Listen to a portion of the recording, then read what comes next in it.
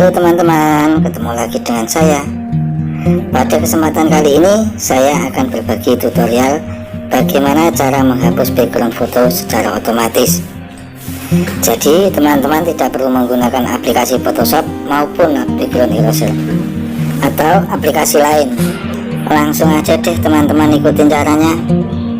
Buka Google Chrome, kemudian ketik remove.bg. Teman-teman tinggal upload fotonya, tunggu 1 detik dan langsung bisa di-download hasilnya. Silahkan teman-teman coba sendiri ya.